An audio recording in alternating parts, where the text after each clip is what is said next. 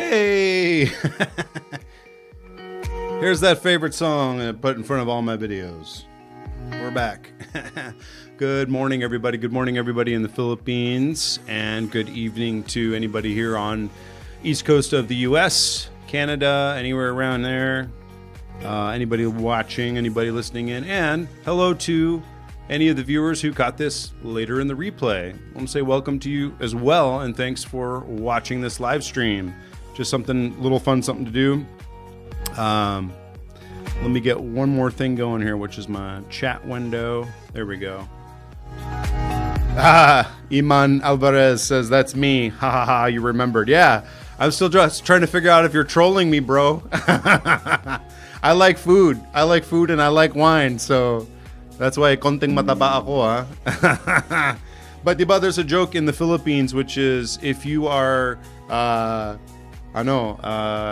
chubby konti, it means that your wife or girlfriend is taking care of you, huh? She's feeding you. So that is true. That is true.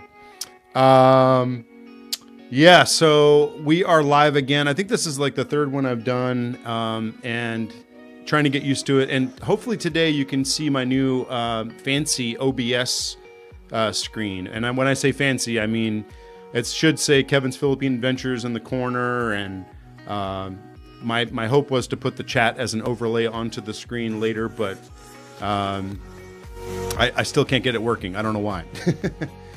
But we will get started here. Let me fade out our little theme music here.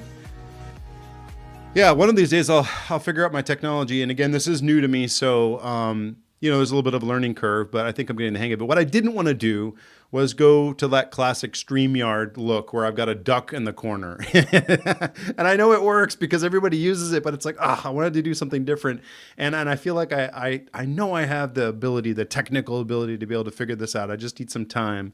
And but this software that I'm using, third-party streamware, it's called OBS. It is a little buggy, and at times it even crashes and stuff like that. So maybe I need to find another option, another solution to do a better live stream on. But for now, we're going to try it this way. But at least I'm making baby steps, and I am using OBS today instead of just the straight-up YouTube one. So that's cool. So anyway, I'll say magandang gabi sa inyong lahat. Kumusta po kayo? How are you? Good evening. I'm here in the U.S. right now. I'm in Savannah, Georgia, sitting in my house, and it is about 8 p.m. And, last week it was like bittersweet. It was Easter. Everybody had gone through Easter, and maybe some of you had spent time with families, and then family and friends. And then on Monday, Pope Francis passed away. So it was so sad. It was like this bittersweet Easter. And then today, I have to mention this, even though this channel isn't supposed to be like a breaking news channel, but I couldn't help but see it on my phone. And that was, my heart is going out to all of the families in Vancouver that I heard about. In Vancouver, Canada, there was a crazy person, an evil person who decided to drive their car into a Filipino crowd.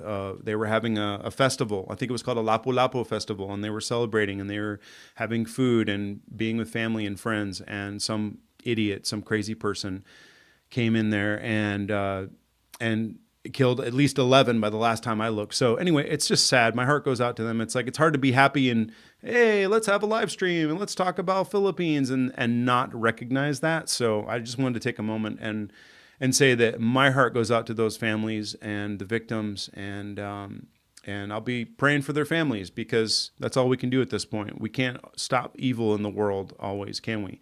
So it happened, and I was on Facebook and saw someone commenting about Vancouver, and I was like, what? And I looked in the news, and I'm like, another crazy thing that happened, another crazy person.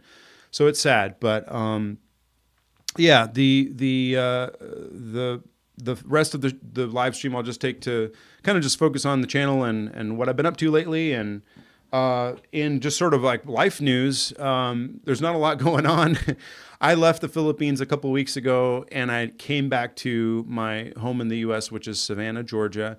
And I came back looking for work because, funds were running low. And if you watch my videos, I'll say this often over and over again. I'm kind of semi-retired. This is what I'm attempting to do, is I'm trying to live overseas and love my life in the Philippines and be with my beautiful girlfriend Angie and our cat Higgy and our life there and our friends there and all the fun that we have, but also be able to fund that lifestyle. I have to be able to come back to the US and work still because I'm not like fully retired yet. So that's why I'm here. And somebody asked me on one of the comments, they were like, "Oh, I can't wait to meet you." And I was like, "Oh, well, I'm in the US right now. So, he's, "Well, when are you coming back?" Like, I don't know. Why are you so concerned? No, no, they were just like, being friendly, I think. And the truth is, I don't know when I'm coming back. I'll come back when there's enough money saved up. And as we say in Tagalog, nag-ipon kami. And we've got some money saved up and we can, I can visit back again and hopefully stay for several weeks or several months. That's what I do. And the last couple of years, it's really been an experiment, and it's been a joy to try this experiment. But starting back in summer of 2022, I said, let me see if I can pull this off. And coming over several times a year, usually 2 to 3 times a year, back and forth. And hopefully 2025 will not be the exception to that experiment. We'll have success as well. And so hopefully I would love to be back, soon. How soon is soon? I don't know, a couple months. Angie has been so understanding with my job situation and the traveling and everything, and I'm so grateful for that because how many other girlfriends could put up with that, right? We call it LDR, long distance relationship. So, but she's been gracious about it, and love you, Angie, if you're watching, and thank you for understanding that. So, that's the life news. Channel news wise, I've still got the videos scheduled and cranked up, scheduled and queued up. That's the word I was looking for.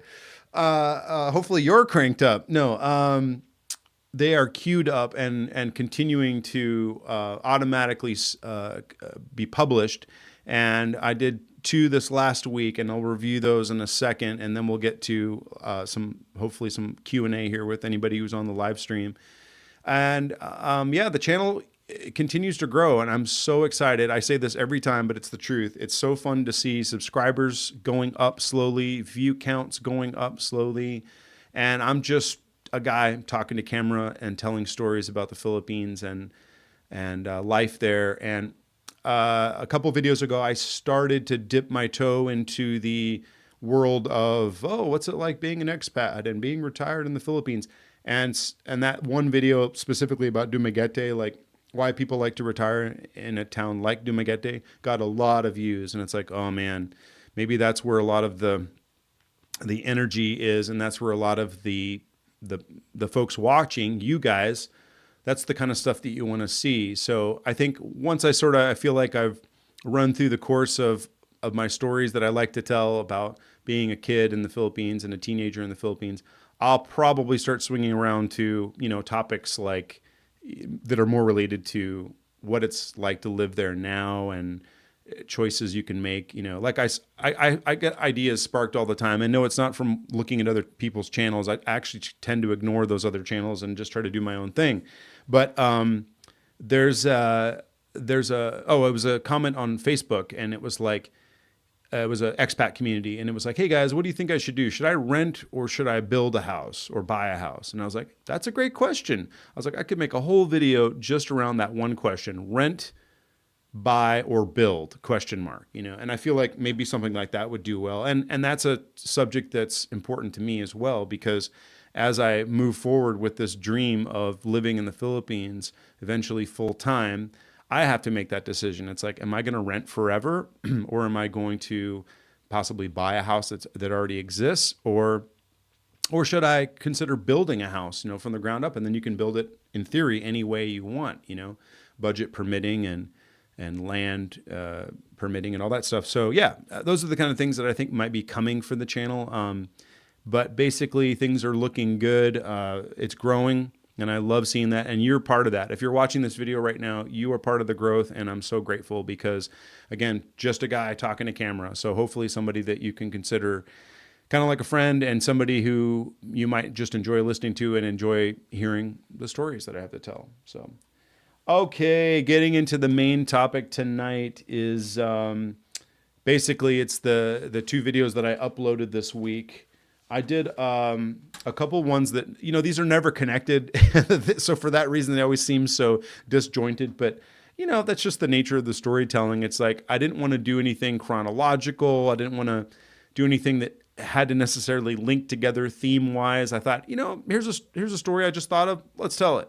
So the first one was the true story about my parents getting stopped by the MPA at night coming home from Manila one day. And it's just a fascinating story. And it's a little bit humorous too, because they were in a lot of danger, but they got out of that danger with the donuts that my mom offered. And I just spoiled the story, but you can watch the video if you want, if you haven't already. But only apparently about 78 people watched that video.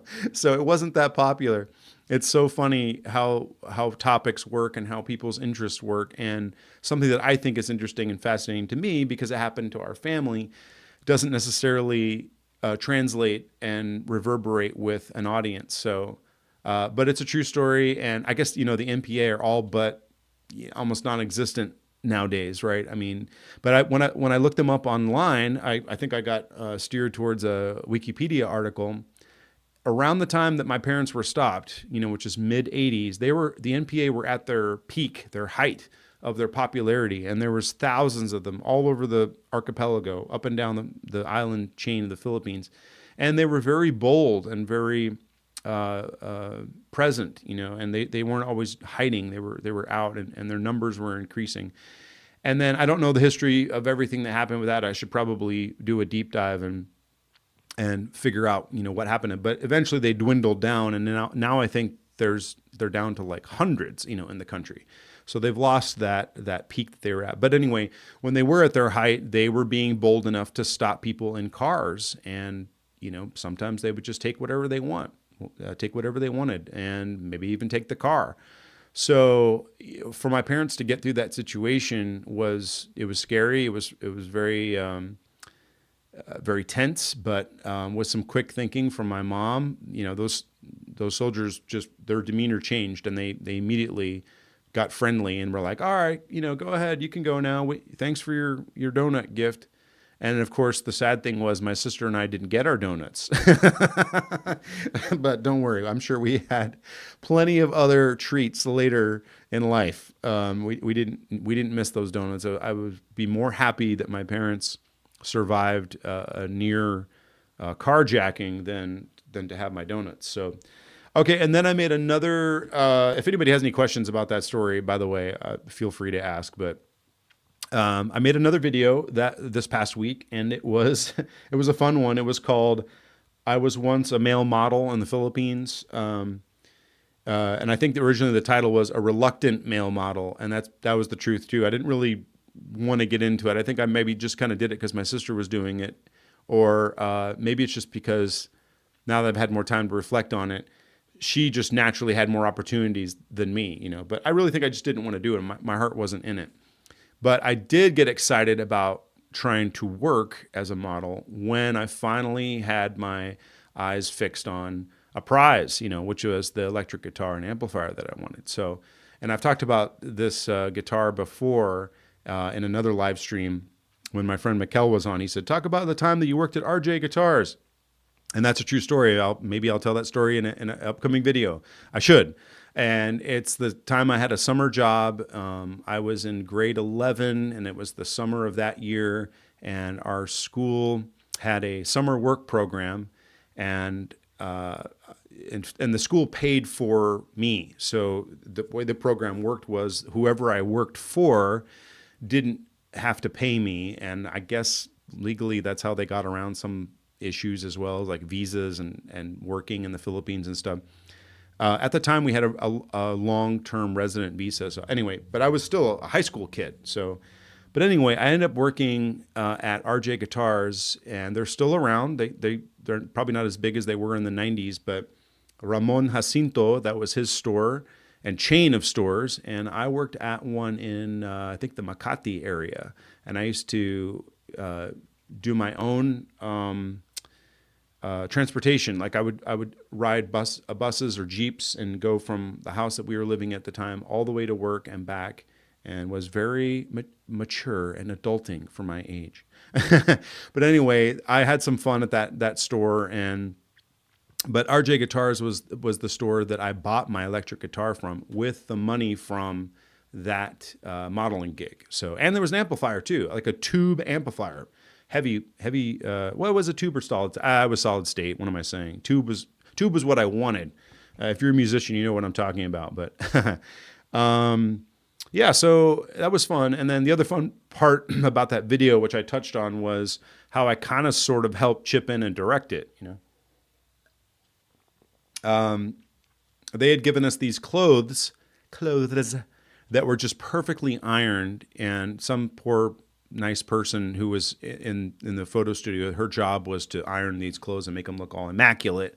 And they had the Silver Tab jeans, that was the product that we were modeling. And then we had t-shirts, and everything was just perfectly ironed and crisp. And and then they gave me a baseball bat and said, all right, you've been playing baseball and you're holding the baseball bat, and your kids that have been playing baseball. And I said, why are we so perfectly dressed with no dirt or grass stains or anything on us? I was like, this doesn't look right. I was like, we should be more, like we're boys. We've been playing baseball outside. We should be a little bit more roughed up. And they listened, and they were like, oh yeah, you're right. We totally should do that. And so I can't remember exactly what we did to the clothes, but we wrinkled them up a little bit. I don't remember if they actually found some dust or dirt and put them on, but of course, ironically, when you look at the picture of the print ad, at least the one that we were able to save as a family, and that's where I was able to, I think I took a photo of the print ad, or maybe we scanned it, but anyway, you can't see the dirt and the wrinkles that I was talking about. But when you're there in a large format camera, at the time, and in theory, that ad could have been blown up on a billboard, who knows? It may have been in different forms. I can't remember. I don't remember what final forms it took, but some of the stuff that my sister worked on, her face, was blown up huge. So that was why we roughed up the clothes and tried to make it look a little bit more like they've been lived in and not so fake. So, Iman Alvarez, you said you're watching from Michigan. Okay. So you're on Central Time, right? So over there, what time is it now? 7-ish, 7:17. Cool. I've been to Michigan. And because I used to live in Chicago, Michigan and Wisconsin were two states that sometimes we would travel up to when we were just doing something, like visiting, going to see a concert, or going to a Renaissance festival, or just something. So yeah, I used to live in the Midwest, man. Cool. Nice to have you here. Yeah, so the male model video was another one of those that unfortunately nobody was interested in. Topic wise, I thought that might be interesting, like somebody might click on it, and I thought the thumbnail was okay. I'm like there with the shades and everything, but nobody cared. And that's just how it goes with YouTube videos. They say like you're lucky if 1 in 10 resonates with your audience or strikes a chord with your audience, until you really know how to dial in your channel and give them consistency. But again, part of that consistency is just posting, especially this is early days for me and my channel. And I really only started posting consistently and making an effort, changing the name of the channel, everything, about late February. So, what has it been? Almost 3 months, February to March. No, it's been barely 2 months. So yeah, these are early days, as they say, for YouTube. So I am not worried at all. In fact, I'm not the kind of person that constantly checks the numbers and stuff like that. It's not like that. This is something that I'm hoping to grow, obviously, and I'm treating it seriously, and I'm having fun with it. But I'm not taking it too seriously because I don't want to. I don't want it to rule my life. And I feel like there are people on YouTube who it sort of consumes them, and I feel like it becomes something that you have to feed. I call it like feeding the monster that you created, and especially if you're relying monetarily on that channel, you're worried that you got to keep feeding it because you don't want to become demonetized or have your amount of your revenues, different revenue streams go down, right? So anyway, it's okay though. If anybody ever wants to go online and type in, what was it like being a model in the Philippines? Maybe that video will pop up and they'll watch it. I don't know. But it's not a commentary. It's not like, here was my entire experience, with B-roll footage, because it happened when I was, this is like 1992, 1991, so this is a long time ago and things have changed. But there was a message at the end of it, which I believe is still true to this day, is, I'm still a little bit reluctant about all this AI stuff. And because I work in film and television, I don't like the idea of AI taking the job of a person, whether it be an actor, a model, whoever they are.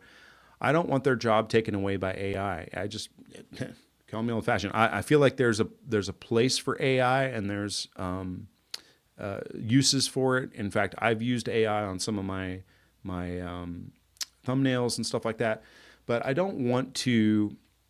I want to protect people's jobs. Like if I was able to be a producer or a director and they said, hey, do you want an AI fake person or do you want a real person? I'm going to say a real person every time, like a living, breathing human being.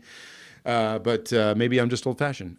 So anyway, the message of that video was, if you're interested in being a model or doing modeling, it can be pretty lucrative. At least it was back in my day. And it was for my sister Kelly, who did a lot of modeling, and that helped pay for some of her college, certainly her freshman year of college.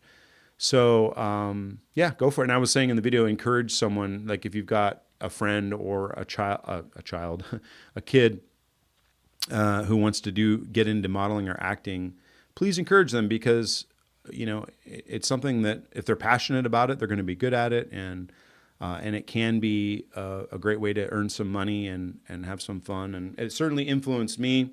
In the video, I talked about how the kid next to me is wearing a shirt that says Hollywood on it, and little did I know that was foreshadowing that I would end up working in Hollywood someday, and I did. So being a creative person, even at that age, to think of supporting the direction of the shoot, that's where my mind was. Even back then, it was like in the creative arts. So pretty cool to reflect back on that.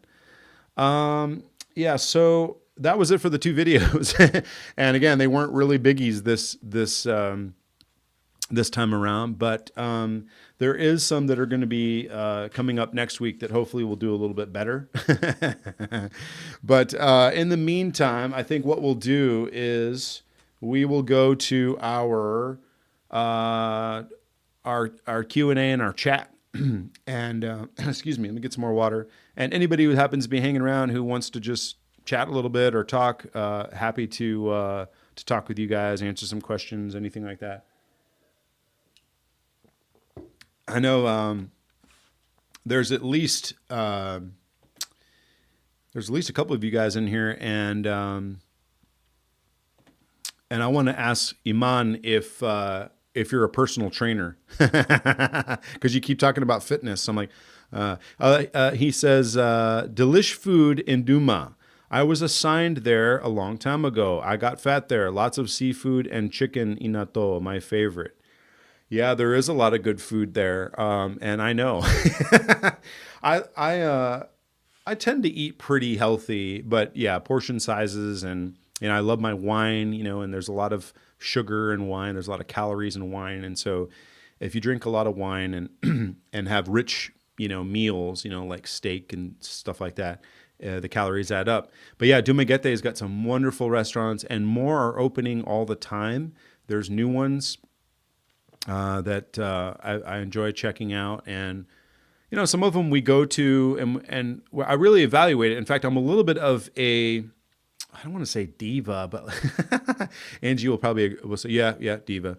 I'm a little bit of critical when it comes to restaurants, because I used to work in hotels. This is a long story, but before I got into film and television, my career was hotels, event technology, and so I'm used to, good service and good food and things like that. So I can be very critical sometimes, even if it's just privately. I'm not going to say it, to someone's face in the restaurant. But if I don't like the restaurant, like let's say it's brand new and I go check it out, I won't say anything. I just won't come back. It's like they call it voting with your dollars, or in this case, voting with your pesos. If they've got bad service, or I did not like the food, or Angie didn't like the food, we'll say, yeah, let's not come back here. And And I don't do anything negative. I don't go on, put them on blast and say, hey, never go here, never go there. I just don't leave any good review or whatever, you know. So, but when I do like a place, I typically will go on to Google Maps and leave a review on Google Maps. It's just my favorite map that I use. And so I'll leave reviews there. I don't go to like Yelp or anything. Some of the restaurants in the Philippines, I don't think are even on Yelp. They're probably in Manila, but not so much in Dumaguete, especially the smaller places. But if they're on Google Maps, I'll leave a review and I'll even post pictures. Oh, like I should give them a shout out. There's a new kebab place that opened up kind of in the Valencia area. And I should look it up because if I'm going to talk about them, I really should say their name. But I loved their food. And Angie and I went there and had lunch, and we were really hungry, and we ordered so much stuff off the menu, and our friends did too. Let me just open up really quick my Facebook and find the name of this place because it deserves a shout out. But it's in Valencia, and it opened up recently, just like a month or so ago, and it was very, very good. And that's an example of the kind of place that I'm talking about, where I will leave a good review. This might be it right here. Hold on.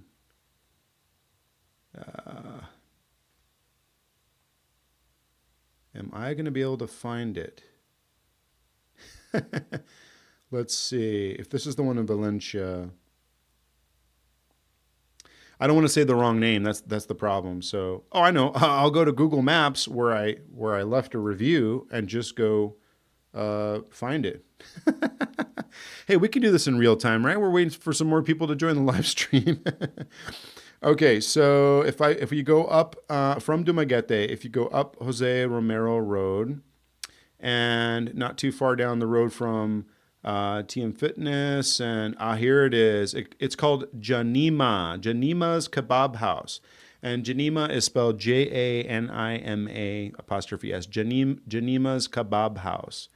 And fantastic food, guys. I left a review and an example of a restaurant that this is why I enjoy my food and I can get a little chubby is because, they're making yummy stuff there. So yeah, so that's a good example. And that one just opened fairly recently. And so new ones open all the time and all around the Dumaguete area, Bacong, Darwin, and we get the joy of going to go check them out, right? It's like, hey, there's a new place that opened. Let's go check it out.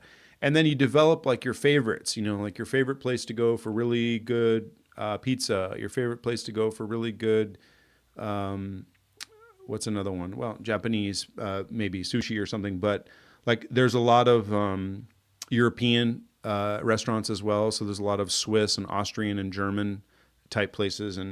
And so, yeah, so you know where to go to get the best schnitzel and things like that. So, and that's why I probably am, got a little extra on me because of all the yummy, yummy food there is in Dumaguete. Real quick, just for fun, since we're talking about food and drinks right now, I found the best value for wine there. And that is something that I don't always do here in the U.S., and that is box wine. And that's because you can get a box of, I think it's like 20 glasses of red wine in a box with a little convenient spout for about 1,000 pesos or about 17 US dollars. So that's pretty good. 20 glasses. I mean, there's typically, they say 5 glasses of wine per bottle. So that's 4 bottles of wine for $17 or about 1,000 pesos. That's a pretty good deal. Whereas if you try to buy them by the bottles of wine by the bottle, it adds up way faster. So you'll probably pay 2,000 or more for 4 bottles of wine. So buying it in the box, and there's a brand that I guess I could, it's not that important. I can think of the brand, but it's like the only box wine that they sell around town, and everybody gets it. There's like a California Red, and then there's like another one called Chillable Red. And those are pretty good. So yeah, that's one of my favorites when I'm there in Dumaguete. But when I'm here in the U.S., I'm I'm a member of a wine club. I'll have you know. So that's how serious I am about my my wine. But yeah, always drink responsibly, and yes, exercise. I'm surprised Iman hasn't talked about all of the exercise that is required for one to stay fit. But yes, tis true. Tis true. Yeah, so that's let's see if anybody else wants to jump in. I'll be happy to chit chat. Otherwise, we'll probably just go back to the channel and give you the preview of what's coming up next week. Again, I'm always excited about.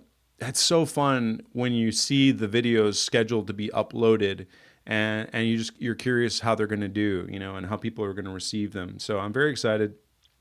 And again, the videos are scheduled all the way to almost the end of May at this point, and then I'll probably start making some more, and I'll probably shoot them from here in the U.S.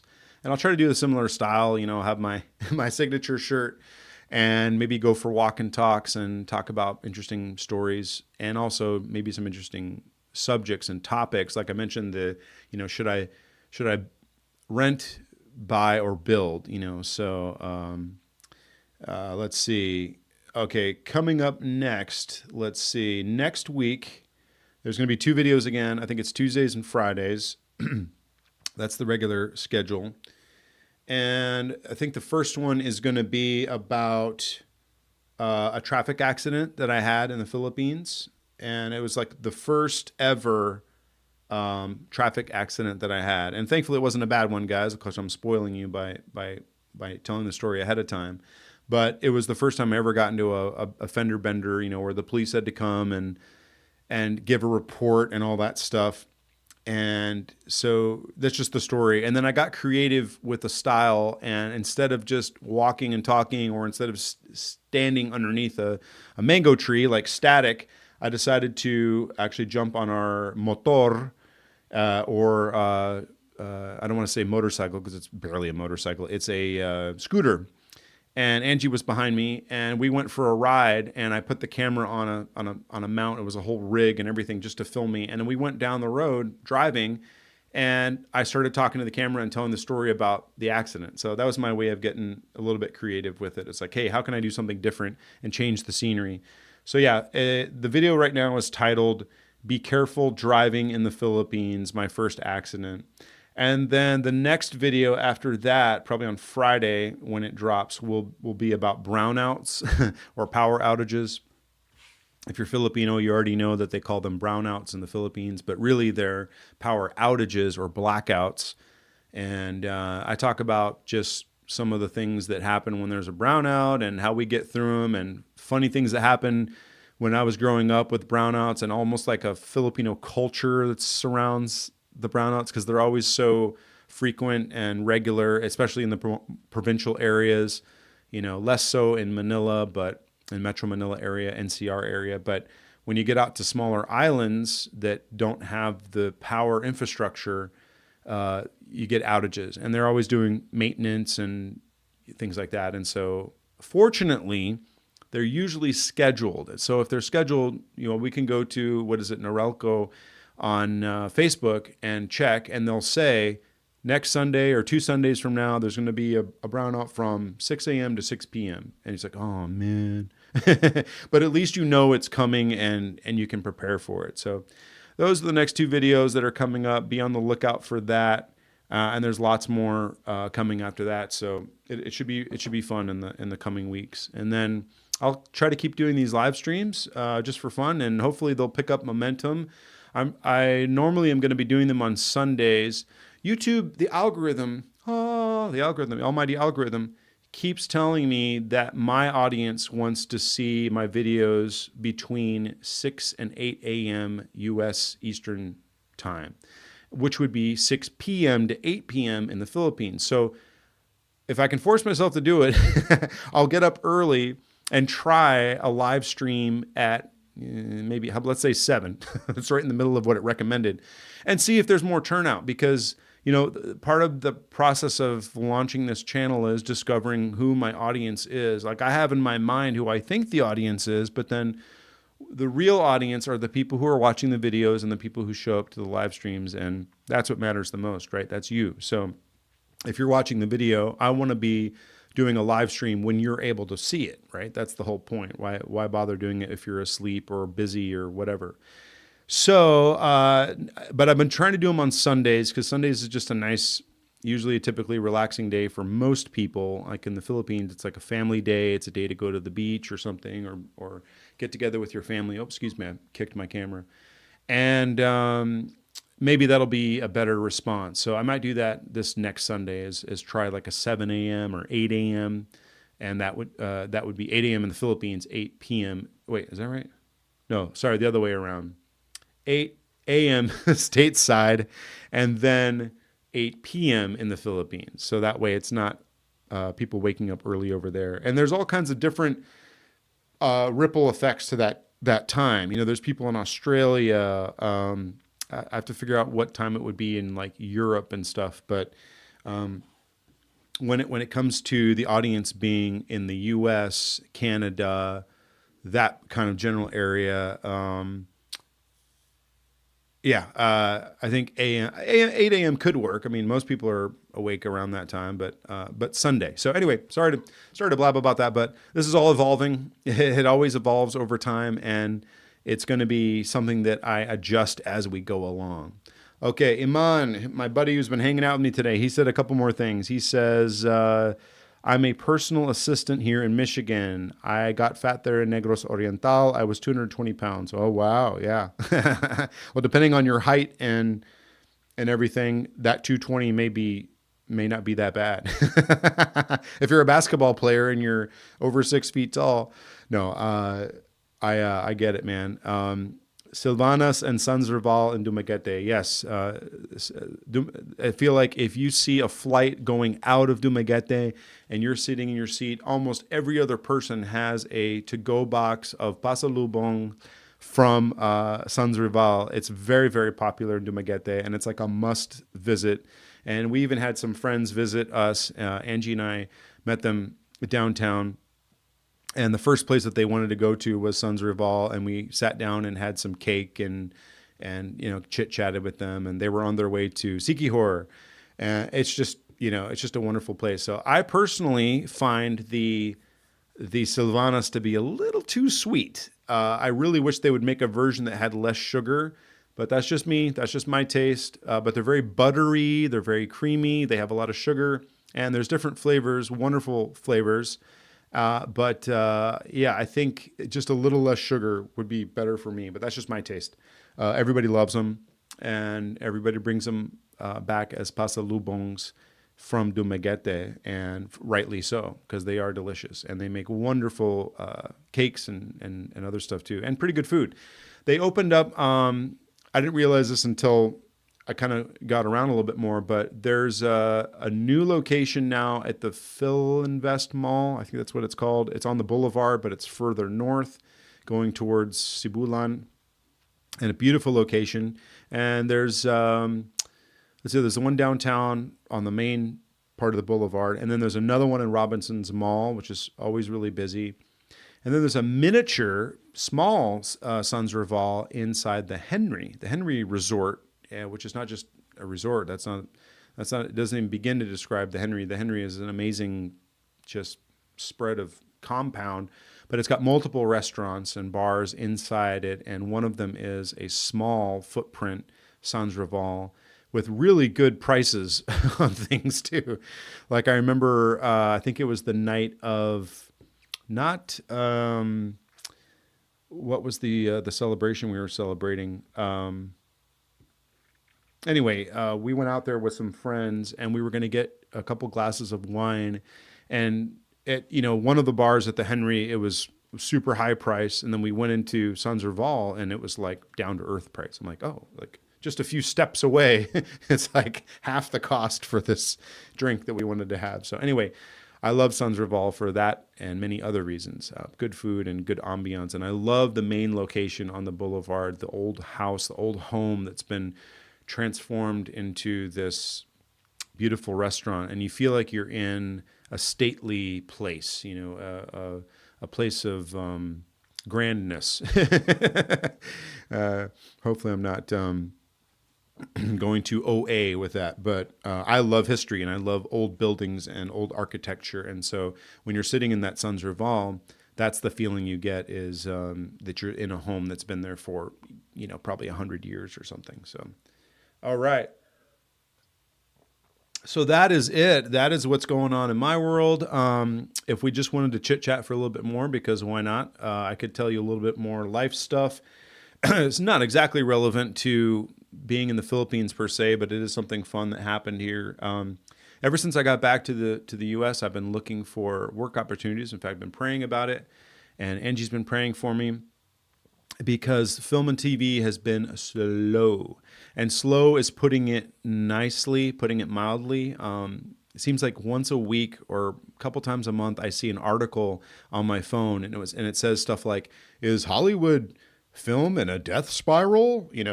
And and because there's just so much less film and TV than there used to be, and that was my main job for the last. This is my 12th year of doing it, trying to do it. And ironically, 2022, like you would think pandemic was when it started going downhill. Well, yeah, we took a hit during the pandemic and that was a rough time, but then it roared back. And 2022 was the best year I ever did in film and TV. I made the most money I ever made. I worked on high profile projects. I just was killing it. We were just doing great. And I remember thinking, oh man, if it stays like this, I'm going to be doing great. And that's probably one of the reasons why I started the experiment, I like to call it, of going back and forth from the Philippines. Because I thought if I can work like this and make this kind of money, I can afford to have a life there and a life here. And then, things changed. 2023, it was a little slow. And then 2024 was not that good. And I did get to work on a really cool high profile project in the fall of 2024.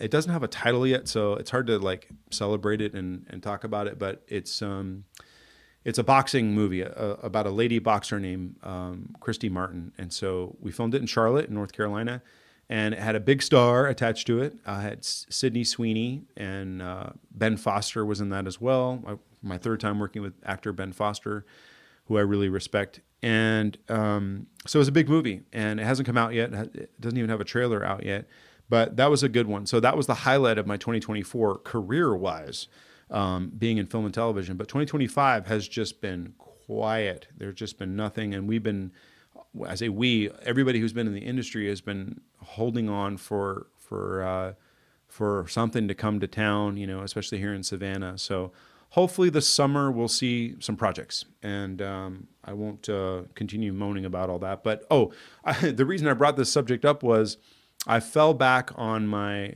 prior career, which was events for event technology for meetings and events, and I did that for about, I want to say 13 years. It was like an alter ego, it was like being in a suit and tie in a hotel for meetings. And let's say you come in and you want to have you're an event planner, or you're planning an event rather, and you want to bring in a couple hundred people to have a conference. Well, you need screens, projectors, microphones, a podium, all kinds of tech, right? And you need this whole tech station in the back sometimes. And it can be as simple as one person presenting one thing to an elaborate setup with cameras and everything. So we did all that, hanging lights on trusses. So I did that for so long, and it's like a skill that I have that's sort of tucked away, in the back. It's like, yeah, that's what I used to do before I got into film and TV. Well, it's been a wonderful thing to fall back on now that things I've slowed down in film and TV. And so that's what I've been doing this past week or so. I did a little bit before Easter, and then this past week, including up till last night, till about 2:00 in the morning, was helping with an event here in Savannah. And actually, it was a really cool one. It was for the Georgia Historical Society, and they had a big to-do, big gala, big bash, and lots of people in attendance, and lots of stuff to set up, technical stuff, and also just decorations. Screens and pipe and drape and projection. And so anyway, yeah, it's been nice to be able to have that former career to fall back on. And I'm grateful, super grateful for friends of mine who have helped plug me back into that world. And that kind of stuff helps pay the bills, right? So, okay. Well, I think that's probably going to do it. We've been going about 45 minutes. That's pretty good. Eventually, I think we'll get to closer to an hour, and that's just based on who joins the live stream chat and how much we end up talking and hanging out together. So I will probably wrap things up now, just because yeah, I've kind of gone through everything, and I've been able to say hi to the people that joined the chat, and I will say thank you. And if you are watching this in the replay, obviously grateful for that as well. It has been a joy making these videos, and it's actually fun for me to do live streams too. Parting words from our buddy Iman, who was hanging out with us. He said, I miss Apple Island, the best diving. It's very good diving there. World-class diving. I also talk about how we have good house reefs, though, right off the water of Darwin and Bacong, because the nature is just right there, and I made a whole video about the ocean. You don't even have to go to Apo to see turtles and beautiful, colorful reefs and things like that. But yeah, Apo Island is where it's at. And I've been diving there, done technical diving there. All right. Well, I will probably go ahead and say goodnight, everybody. Thanks for hanging out with me, especially Iman Alvarez, shout out. Sorry I couldn't put your chat on the overlay. I'm still trying to figure out this technology, but I'll get there. Hopefully by the next live stream I'll have my technical stuff worked out, and it'll keep looking better and better, right? So, but yeah, guys, thanks. And if you're watching this in replay, thanks for hanging out with me and just let me blab in the live stream. So hopefully you can have some fun. There was one person who commented on one of my videos, and she said, you can talk about anything. I just like listening to your voice. I'm like, okay. I actually have a couple favorite YouTubers who I feel the same way about. There's Paul McGill, Paul Old Dog Nutrix. I just love listening to him, listening to his stories, and listening to his laugh. And he's like a comforting voice for me. And I told him that. I got to tell him that. Yeah, we had a little breakfast or coffee not too long ago, and I said, I just like listening to your voice, buddy. So he's a good dude. Anyway, yeah, I think I'll probably head out, but want to say thank you for enjoying this live stream, for watching. Be safe out there. Thoughts and prayers. I don't think that's a cliche phrase. I know some people roll their eyes at it, but thoughts and prayers to the victims and families of the folks in Vancouver who lost their lives, mga Filipinos, Filipino families. So I'll be praying for their families. And let's not forget what happened there. All right. You guys be safe, be good, be well, all that stuff. And I'll say mabuhay and bye-bye. Okay? All right. Bye, guys.